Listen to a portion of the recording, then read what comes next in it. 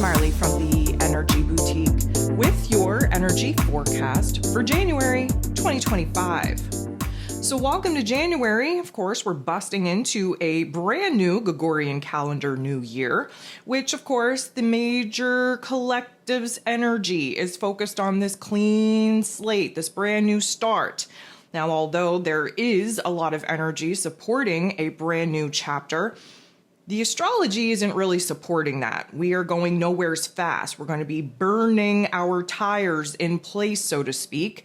We have a lot of energies helping us to stay in this pause in order for us to get recalibrated, realigned with our higher selves, with some of the situations and circumstances that we need to be aligned with in order to push us forward while we wrap up the things of the past.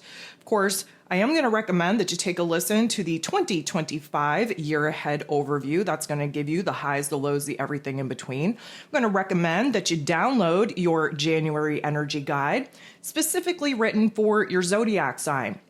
That's going to help you kind of stay in alignment with the areas of life that are going to be activated by some of the energy shifts that we got going on here this month. So, of course, we're in a year of 9, but moving into a month of 1. And technically speaking, we're still in Capricorn energy, the 10th month, which again, kind of gets boiled down to that 1 energy.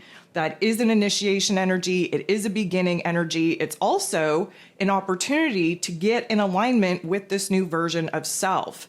Now, granted, a lot of the, let's call it fresh starts, beginnings, are going to be taking place in our inner realm because, again, the energy is not supporting a whole lot of movement in our exterior realm. We're coming into the month still very much under the influence of that new moon in Capricorn. If you haven't downloaded your moon guide, your manifesting moon guide, you're going to want to do that. This is a very special energy. Again, that new moon was the second moon of the month, second new moon in Capricorn for the year, and gave us a little bit of magic, if you will, to get focused on what it is that we want to build, what we want to manifest, what we want to create, not only in 2025, but in this next 5-year cycle. So, of course, the highlights of January are right out of the gate. We have both Vesta on the move into Scorpio energy. We have Venus, of course, shifting into Pisces energy, trying to wrap up her particular cycle. But again, we're going nowheres fast in the physical realm. This is all emotional cleansing, emotional purging, and building up our goal, our vision, our dream. Mars, of course, the god of war, ruling over physical energy, drive, passion, desire, even anger. He's retrograde, and he's going to be retrograding back into the Cancer energy that, of course, we were very much in October and November of 2024.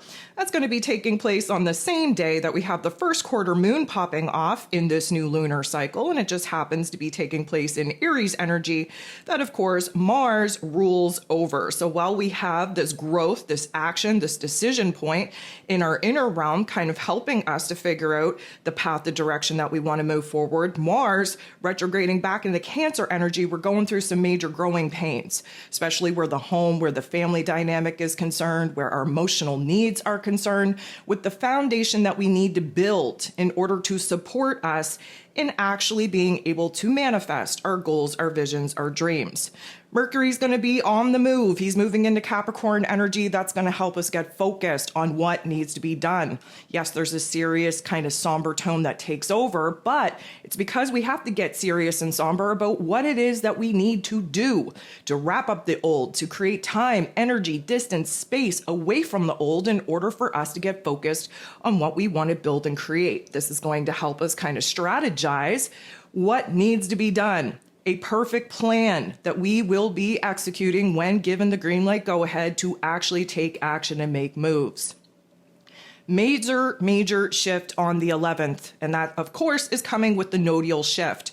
We're moving out of this Aries and Libran axis that we have been learning some very tough love life lessons upon due to, again, breaking away from codependent relationships, breaking away from, again, putting our wants, needs, and desires on the back burner. That's that Libra energy that we have to put behind us, that people-pleasing energy that we definitely need to move away from.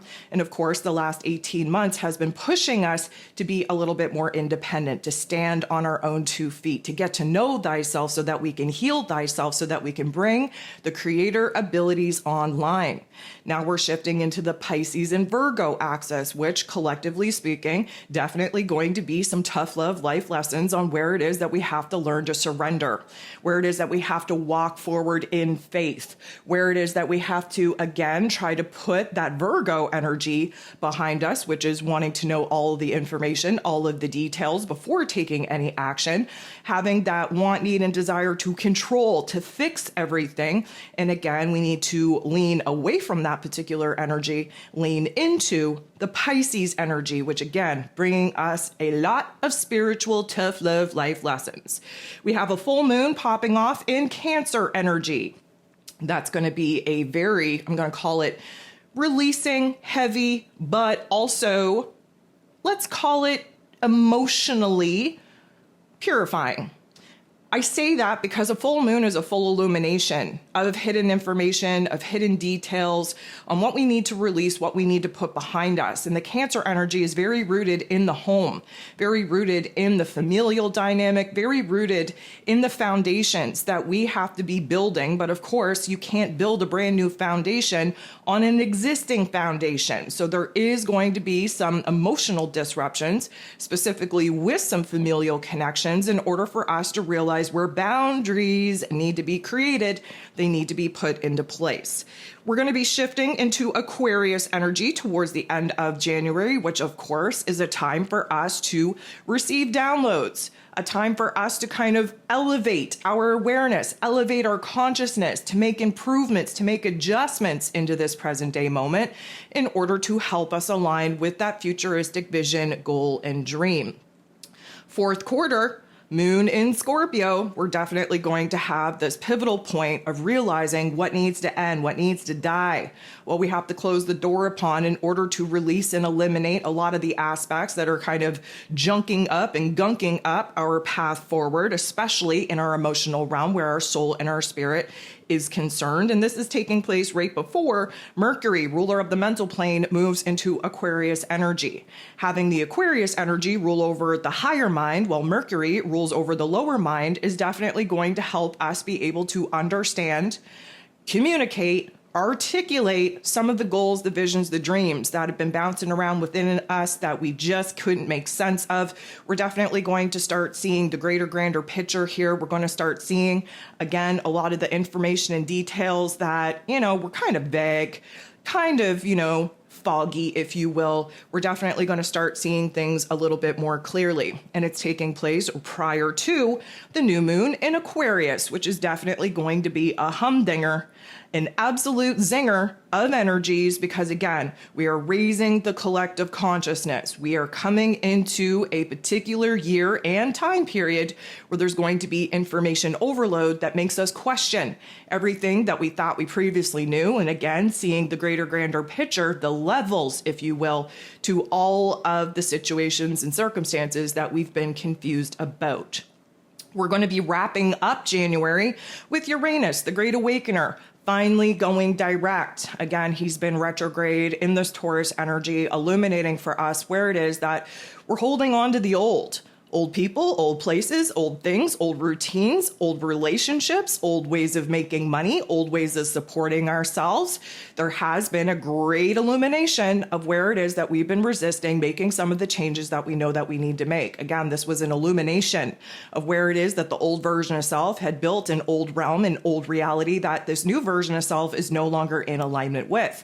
Having Jupiter kind of jolt us in a forward direction, definitely supporting us to just have an aha moment, have this epiphany, have this shift in our mood, in our attitude, where we get out of our own damn way and we start doing what needs to be done. We start doing what we've been ignoring. We start doing what we've been resisting, especially in our physical realm.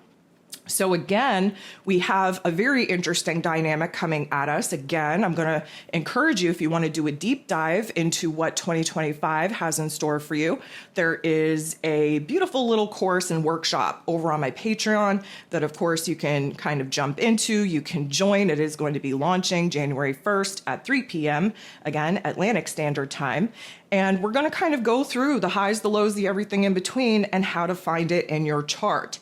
So, of course, if that sounds a little bit like too much for you to dive into at this particular juncture of the calendar, that will always be there for a reference in order for you to kind of stay in alignment with these energies. I would, again, just highly suggest that you listen to that 2025 year ahead overview, and if nothing else, download the January energy guide specifically designed for your zodiac sign. So with all of that being said, let's jump into what January has in store.